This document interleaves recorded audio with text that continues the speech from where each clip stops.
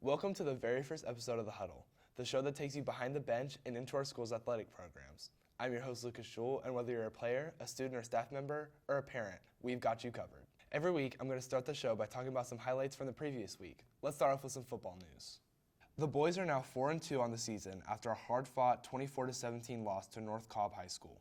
Senior quarterback Tyler Neer went 18 of 28 for 254 yards with 2 touchdowns and 2 interceptions. Senior receiver Kingsley Simpson had 4 catches for 41 yards and a touchdown, while junior wideout Trey Walkabout had 2 catches for 57 yards and a score. The offense ended with 101 yards on the ground and 254 yards through the air, totaling 355 yards of total offense. Our defense played lights out, with sophomore interior linebacker Gavin Clark tallying 7 total tackles and a tackle for loss, and junior defensive tackle Wesley Rakestraw ending with 9 total tackles and 2 tackles for loss. The team finished with 70 total tackles and 6 tackles for loss. They will look to bounce back on Friday against Etowah here in the Den for the homecoming game.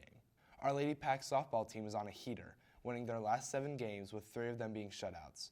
During the 7-game win streak, they've held opponents to just 1 point per game, while scoring over 10 points per game. In their last match, they defeated Etowah High School 10-2, moving them to 14-8 on the season. Senior and Georgia State commit Maddie Madden drove in 5 runs on 2 hits in the game. The girls will fight to continue their streak, playing a doubleheader at Cherokee High School.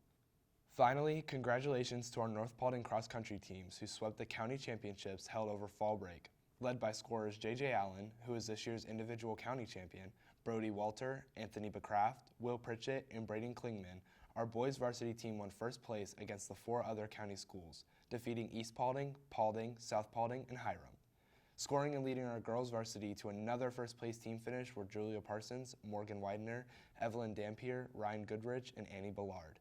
Our JV teams also won first place in boys and girls races, including individual first place finishes from Ryan Bowe Sr. and Karis Weldon.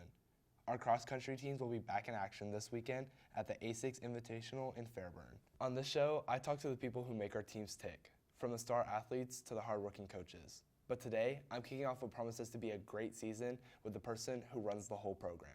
He's responsible for everything, from facility maintenance to hiring coaches to making sure every game is scheduled and every student athlete is supported. I am thrilled to welcome our athletic director, Dr. Ryan Dyer.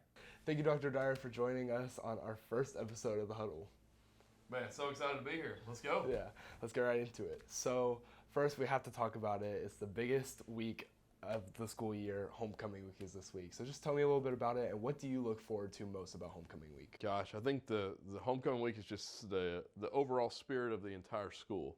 You know, so you have the athletics proponent, of course, but you have the overall energy, enthusiasm, and just so many different types of students are getting highlighted. And that's the part I love, is just the overall culture and climate that we have here at North all year long, but we're bringing it to an extra level this week.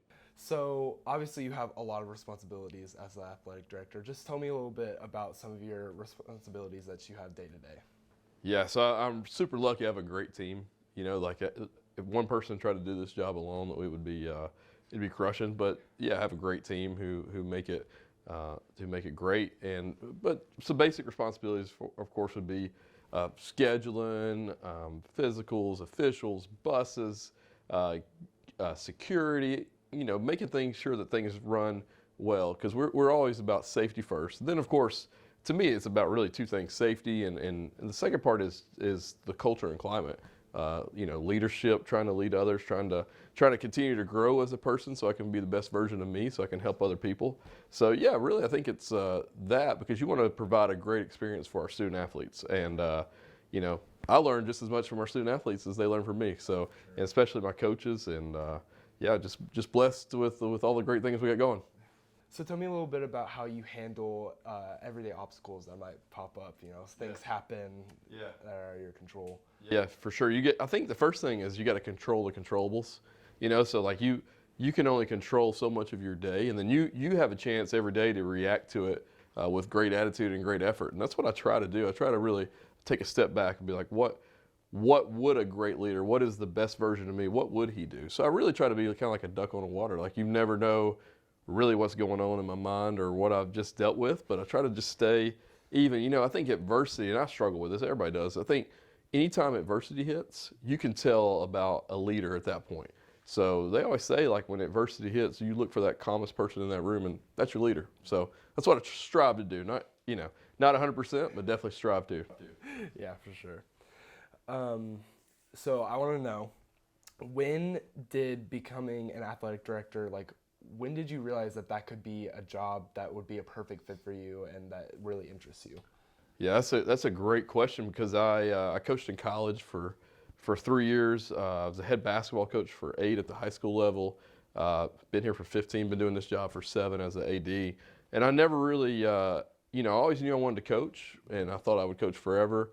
And God had different plans. And I just think that the most important thing is to try to crush it where you're at.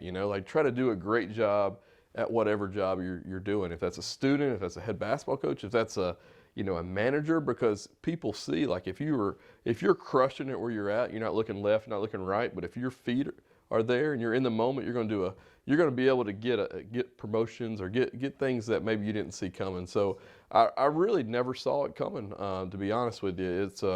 I thought I would coach forever, and Mr. Carmona took a chance on me, and and stars kind of aligned, and yeah, I think it's.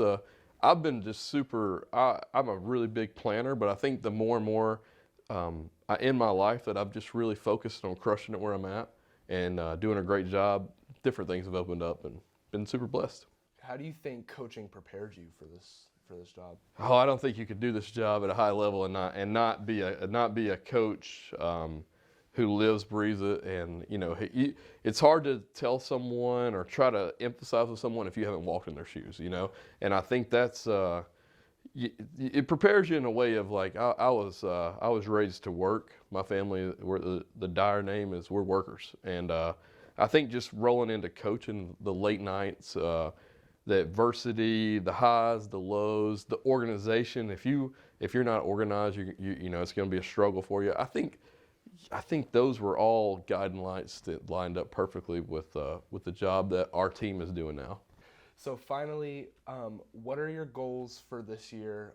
It seems like it's going to be a great season for our athletics. And what do you want the future of our athletics program to look like? So I think our goals here are we want to hang banners, no doubt. We want to hang them on the field, but we also want to hang banners off the field. We want to change lives. We want to change student athletes' lives. We want to change community lives. So our goals are to keep being in the race for the Directors Cup, which is we've been very competitive. We're one of the best athletic programs in the state because of our coaches and our student athletes and our community.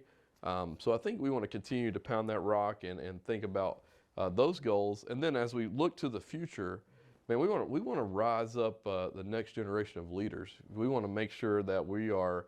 I hope I'm here for a long time. I really want to see my kids through the school. We've been here forever, for our whole life, for their whole life. I really want to see them through. That's my plan. I don't know if that's God's plan. That's my plan.